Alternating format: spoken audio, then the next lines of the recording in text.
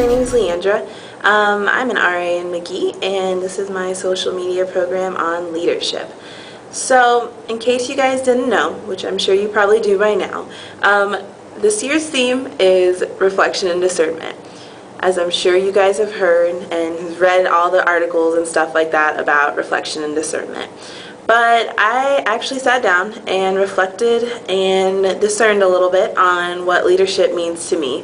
And I came up with this acronym, so I hope you like it, and here goes. Alright, so the letter L for leadership. To me, I thought about it and I felt like it stood for love. I feel like to be a good leader, you have to actually love what you do and be passionate about it, because if you love what you do, it shines through with the work that you do, and it's refreshing to have somebody who actually cares about the work that you're doing. So as a leader, I feel like it's really important to actually love what you do. So there's the letter L. The letter E stands for excitement. This one is a must. You have to be excited about whatever you do, and I feel like whenever you have excitement as a leader, that you're going to bring that excitement into the other people that are in the roles of following you and following whatever you have them doing to fulfill like your goal or your vision that you might have. And if you have excitement, then more people would be more willing to do the work, to have fun while doing the work, which is always a plus, and just to be all around a much better cohesive team if your leader is excited about what they're doing.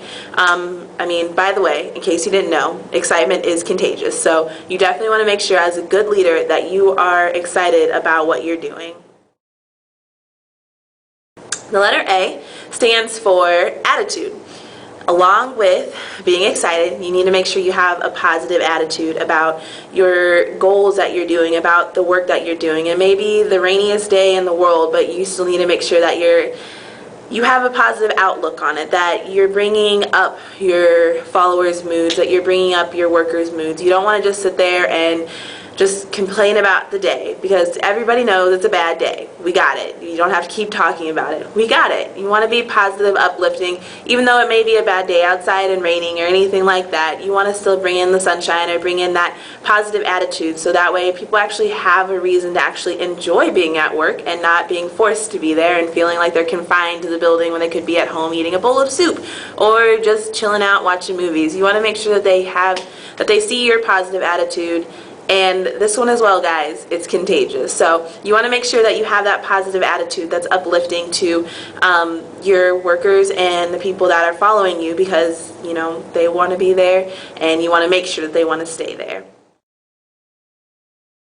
The letter D stands for discipline, and I feel like as college students that we've been definitely overwhelmed with learning how to be disciplined students by going to bed at a good decent time, not at 1 or 2 in the morning, trying to make sure that we get our schoolwork done on time and trying to study for tests at least a week beforehand. It may not always happen, but we definitely do try, and I feel like discipline is a very good thing to have as a leader, because whenever you have people following you, you want to make sure that you're able to follow your own rules that you can set, and that you're disciplined about the work that you actually do, and that when you set a deadline, you actually follow through with that deadline. So you want to be disciplined as a leader and in a leadership role, just because that also sets a good example for those that are working underneath you, and if they see you being consistent and disciplined with your work that you're doing, then they're more likely to be more consistent and more likely to actually do the things that they're supposed to do, because they see that you're being a good role model for that next step for them.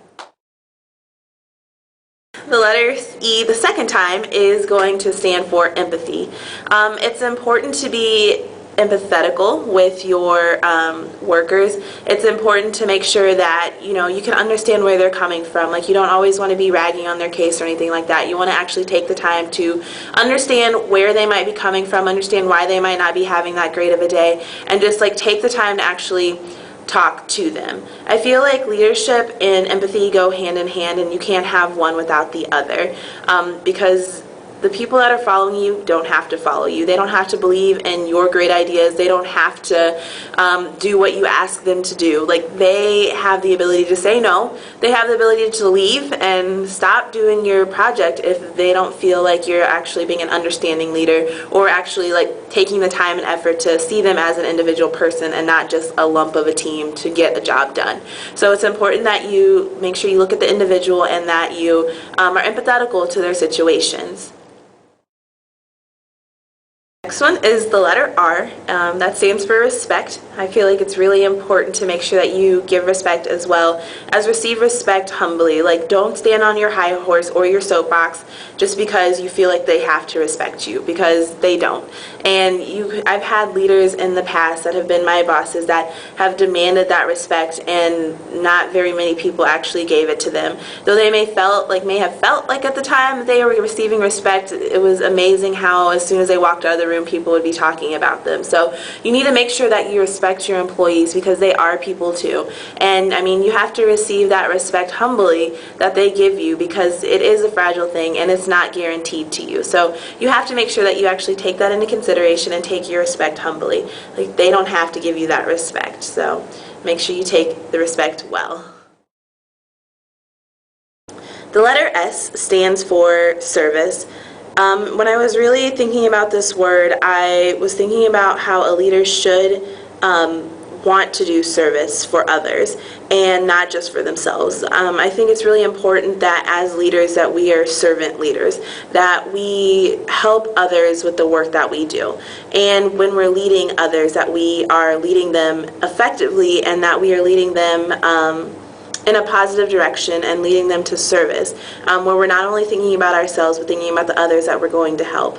I feel that it's really important that if you know or have a goal or a passion that you are focused on, or something that you just really, really want to help people with, that if you are a servant leader for them, that it's going to be really hard to get off course of what your goal is or what your intention is for your vision that you have people following you for. So I think it's important that we remember that as leaders, that it can be in any aspect of life, but I really think that you need to take into consideration the service that occurs whenever we become leaders, that it's not just a service to ourselves, but it's definitely a service to others, and being that servant leader and not expecting anything back in return, but just giving of yourself for the greater cause or for whatever your great vision might be.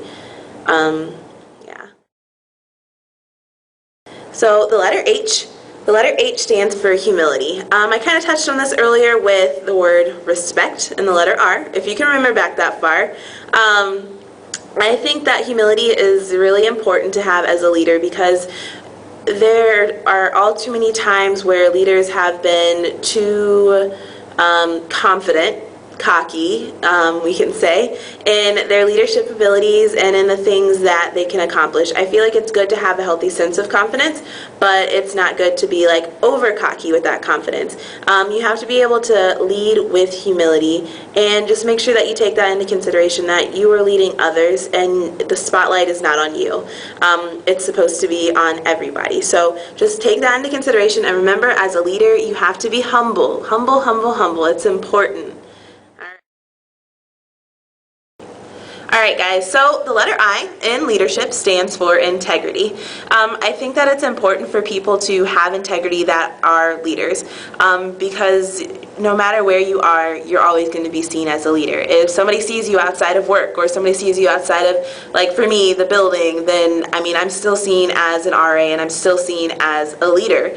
And it's important that I always remember that and keep that in mind, and look at that whenever with how my actions and how I'm acting. I want to make sure that I'm exemplifying the best morals and character that I might have, and I feel like integrity encompasses those things, that it encompasses your moral and it encompasses your character, and it takes into consideration things that you might not take into consideration yourself. So having integrity is doing the right thing even when no one is looking. It's important to make sure that you are being a leader even when you do not have the spotlight on you, because again, like I said earlier, the spotlight is supposed to be on the vision more so than it is to be on you.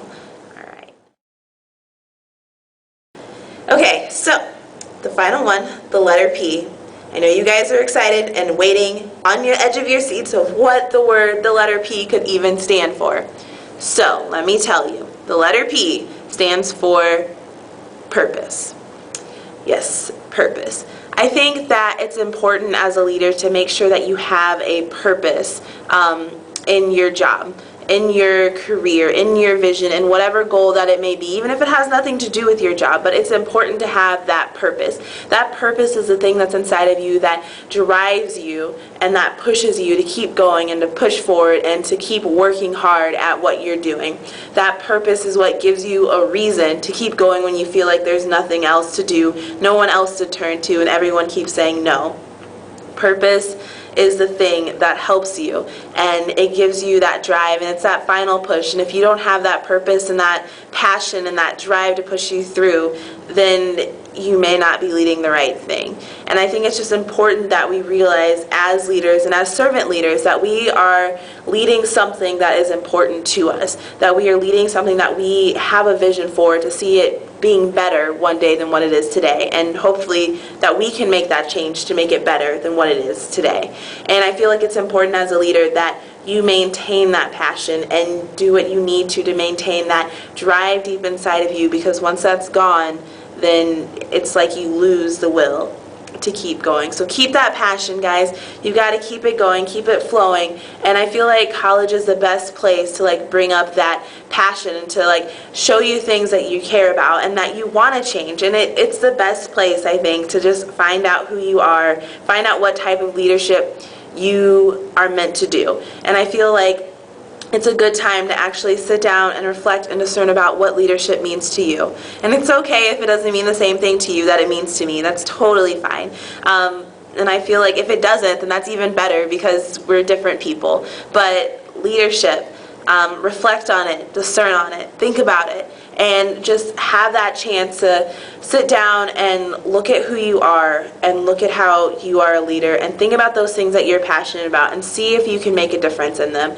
And if you can, then go out and make that difference. Don't let anything stand in your way. Thanks.